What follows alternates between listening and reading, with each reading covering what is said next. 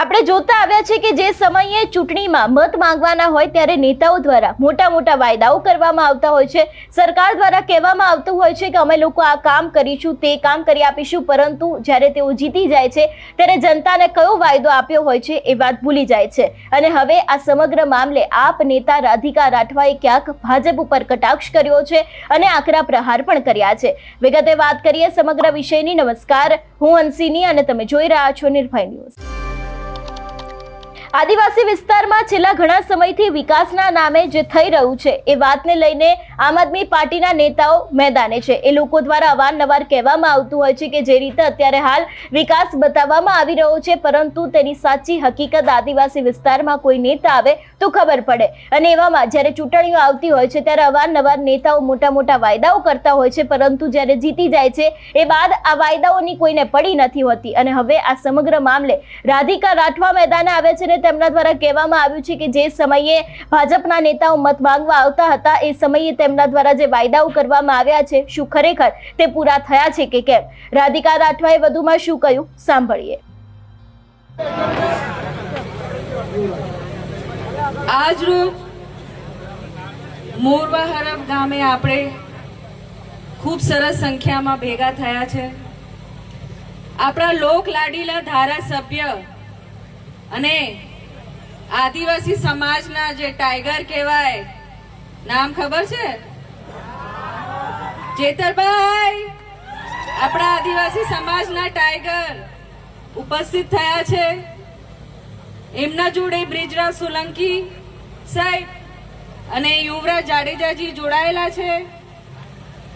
ખૂબ સરસ સંખ્યામાં આપણે છે અને આગળ પ્રોગ્રામ આપણે કાર્યક્રમ આપણા નેતાને સાંભળશું।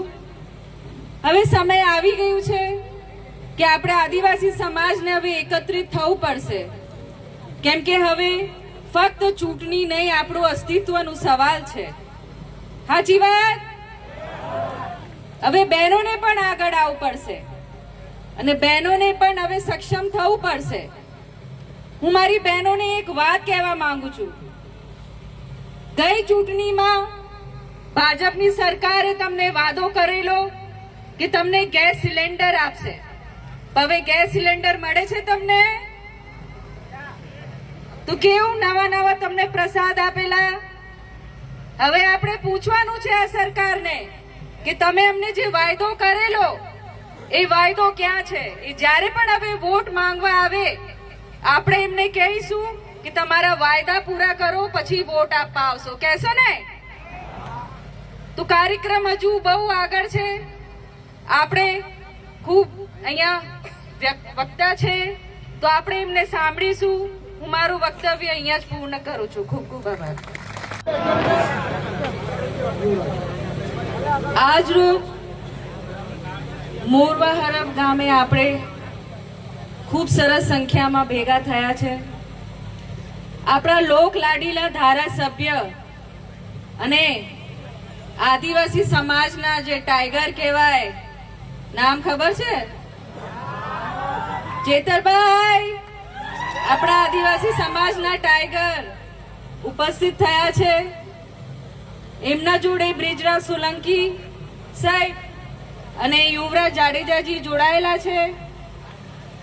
ખૂબ સરસ સંખ્યામાં આપણે છે અને આગળ પ્રોગ્રામ આપણે કાર્યક્રમ આપણા નેતાને સાંભળશું।